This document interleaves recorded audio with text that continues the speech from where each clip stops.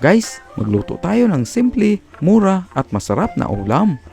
Ang tortang alamang. Tara, simulan na natin. Hiwain muna natin ang mga aromatics tulad nitong sibuyas, kamatis, bawang, at ang sibuyas dahon. Gumamit tayo ng fresh alamang. Hugasan lang at ilagay sa mixing bowl. Ilagay ang hiniwang sibuyas, kamatis, bawang, at ang sibuyas dahon. Lagyan rin natin ng 2 itlog. Timplahan natin to ng salt, ground black pepper, at MSG to taste. Haluin lang natin to hanggang ma-mix ng maayos.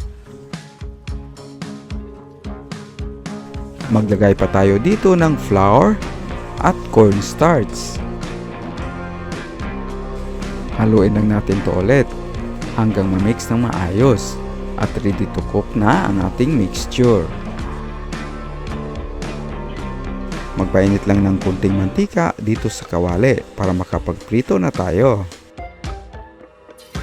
Once mainit na ang mantika, mag-scoop lang sa mixture at iprito ito ng pabilog. Iprito lang natin to ng ilang minuto hanggang mag-golden brown na ang bottom nito at baliktarin natin. Para iprito naman ang kabilang side nito ng ilang minuto or hanggang maluto ang torta.